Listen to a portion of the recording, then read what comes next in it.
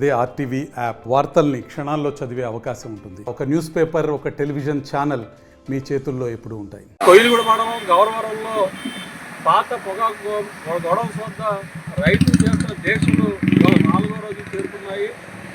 అంటే ఈరోజు రాజుకు సంబంధించిన డబ్బులు ఏవైతే దళాలు ఇవ్వాల్సి ఉన్నాయో వాటి బకాయిలు వెంటనే చెల్లించాలని చెప్పేసి ఇవాళ రైతులు ఆందోళన చేయడం జరుగుతూ ఉన్నది. అయితే గత 3 నెలలు దాటిపోతున్నా సరే డబ్బులు ఇవ్వకపోవడం వల్ల రైతులు దళారులు అడుగుతూ ఉంటే రేపు మాపు అని చెప్పేసి గడుపుతూ ఉన్నారు.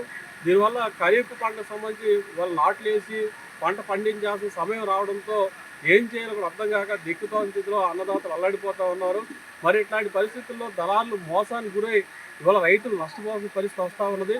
కాబట్టి ఏదైతే వాళ్ళ దళారులకు ఇవ్వాల్సిన డబ్బులు ఏవైతే ఉన్నాయో దాదాపు 2 కోట్ల పై చురుకు డబ్బుల్ని ఇవాళ దళారుల దగ్గర నుంచి ఇప్పించి రైతులకు అందజేయాలని చెప్పేసి అన్నదాతలను ఆదుకోవాలని చెప్పేసి మేము ఆంధ్రప్రదేశ్ రైతు సంఘం తరఫున విజ్ఞప్తి చేస్తూ ఉన్నాం.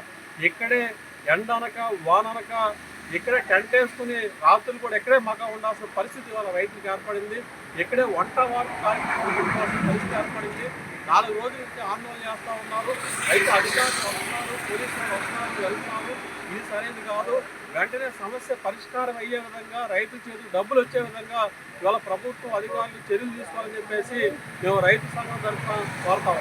మరిన్ని వీడియోస్ కోసం ఛానల్ ని సబ్స్క్రైబ్ చేయండి. లేటెస్ట్ అప్డేట్స్ కోసం వాట్సాప్ ఛానల్ ని ఫాలో చేయండి.